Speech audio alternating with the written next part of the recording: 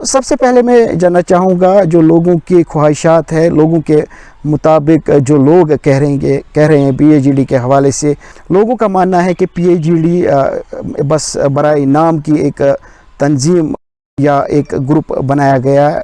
ज़मीनी सूरत हाल कदर मुख्तलिफ है, कामकाज यहाँ से कुछ नहीं हो रहा है और जो वाज़िह मौक़िफ़ है पीएचईडी का वो लोगों के सामने नहीं आ रहा है।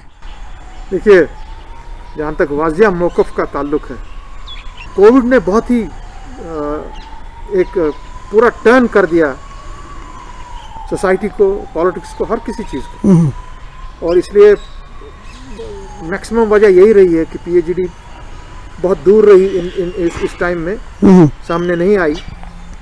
और हमारे कुछ लीडरान भी इसमें कोविड के शिकार हुए। हमारा मौक़िफ़ बड़ा दुरुस्त था कि जो हमने डिक्लेरेशन 4 अगस्त 2019 को, इसका गुप्कार डिक्लेरेशन नाम पड़ा जी, जो डिक्लेरेशन हमने उस वक्त दी थी कि nothing doing without 370 and 35A, उस पर आज भी कल जो यहाँ पर बात हुई उस पर भी हमारे जो सरबराह हैं पीएचईडी के डॉक्टर फारूक साहब ने बड़ा खुल के कहा कि इस पर कोई कंप्रोमाइज़ नहीं होगा। We stand with the people. तो इस हवाले से अगर हम मज़ीद बातचीत करें शाह साहब, देखा गया या लोगों की तरफ से ये महसूस भी किया गया है कि जो बयानबाजी के हवाले से अगर हम बात करें तो महबूबा मुफ्ती जो पीडीपी के सरपरस्त आला है, तो उनके सिवा ऐसे कोई वाज़िह प्रोग्राम या बात नहीं कर रहा है। आर्टिकल 370 की अगर हम बात करें उसकी रेस्टोरेशन के हवाले से, महबूबा मुफ्ती जी भी पीएचईडी का एक ज़बरदस्त हिस्सा है।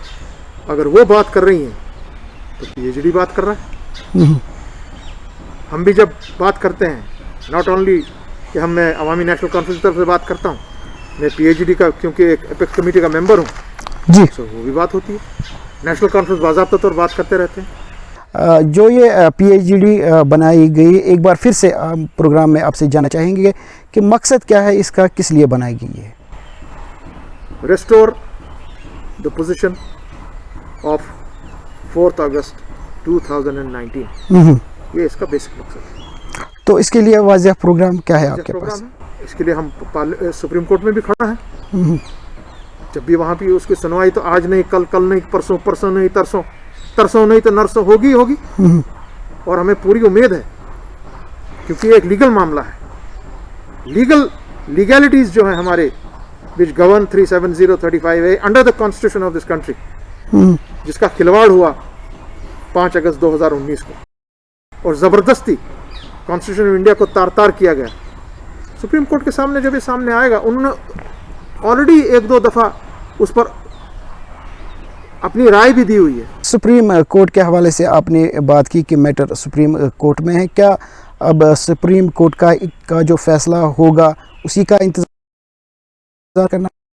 इस वक्त हमारे पास ऑप्शन यही है सामने कि आप सबसे बड़े कोर्ट, और उस कोर्ट को भी अपनी भी वहदत के बारे में सोचना है ना। तो फिर क्या आपका मानना है और पीएचईडी का ये मानना है कि सुप्रीम कोर्ट ही एक वाहिद रास्ता है आर्टिकल 370 और 35A को रेस्टोर करने के लिए? As far as legality is concerned, as far as constitutionality is concerned, yes. As of now, that is the way. इसके लिए फिर इतनी बड़ी तंजीम को मोरिज़ वजूद में लाने की क्या ज़रूरत थी? इससे पहले भी जब आर्टिकल 370 और 35 का मामला सुप्रीम कोर्ट में था, तो आप जैसे लोग सुप्रीम कोर्ट में इसे डिफेंड कर रहे थे, तो फिर पीएचईडी को बनाने का मकसद क्या है? देखिए, जिस तरीके से एक्शन लिया गया 5 अगस्त को जी, जिस तरीके से पार्लियामेंट में कॉन्स्टिट्यूशन को तार किया गया, जिस तरीके से प्रोजेक्ट किया गया 370 और 35A को कि ये कोई एक मुसलमान के लिए है या ये जी कमिल मामला है, ये तफरका पैदा किया गया जम्मू का और कश्मीर का। उसके बाद उससे अहम बात ये हुई कि आपने एक 5000 साल पुराने स्टेट को, जो पहले एक मुल्क था, आपने उसको एक म्यूनिसिपैलिटी में तब्दील कर दिया। एक स्टेट को अपने यूनियन टेरिटरी में तब्दील कर दिया। मेरा सवाल जो है वो कदर मुख्तलिफ है, थोड़ा सा मुख्तलिफ मेरा सवाल है कि अगर सुप्रीम कोर्ट में ही मामले को लड़ना है, एक वाहिद रास्ता आपको दिखाई दे रहा है, सुप्रीम कोर्ट में ही इसे वापस लाया जा सकता है, तो फिर इसके लिए PIGD को सामने लाने की क्या ज़रूरत है? पार्लियामेंट भी वापस कर सकता है। कैसे? सुप्रीम कोर्ट कैसे?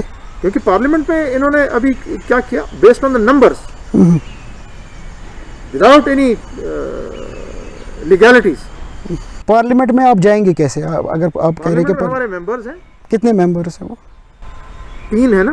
पार्लियामेंट में पूरी अपोजिशन है। They have to think about it कि जो 370 की धारा है, ये तो हमने कहीं ऊपर से तो नहीं लाई ना। It forms a basic structure of the constitution of India.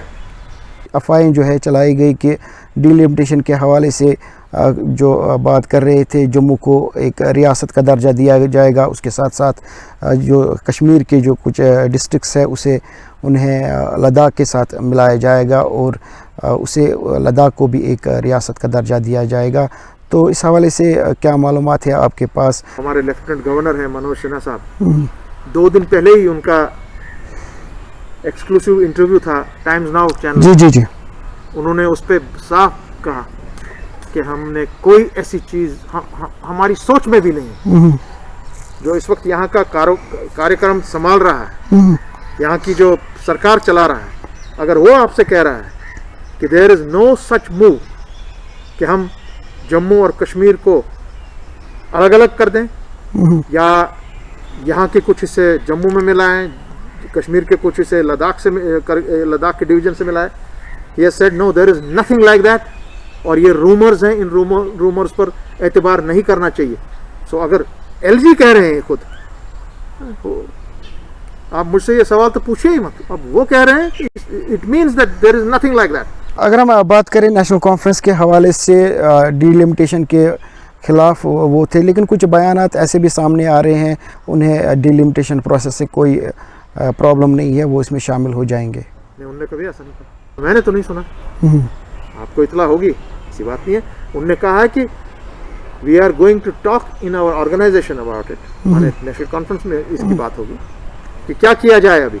मगर उनका व्यू बड़ा क्लियर है इस बारे में, क्योंकि ये मामला ज़ेर गौर सुप्रीम कोर्ट में है। जी शाह साहब, मज़ीद आपसे जानना चाहेंगे, चूँकि जब ये बातें चल रही थी डिलिमिटेशन के हवाले से, जब गवर्नर मौसूफ भी दिल्ली में चले गए थे, ठीक उसी दिन उमर अब्दुल्ला साहब भी दिल्ली गए हुए थे, कोई अंदाज़ा लगा सकते हैं बातचीत हुई होगी वहाँ पर?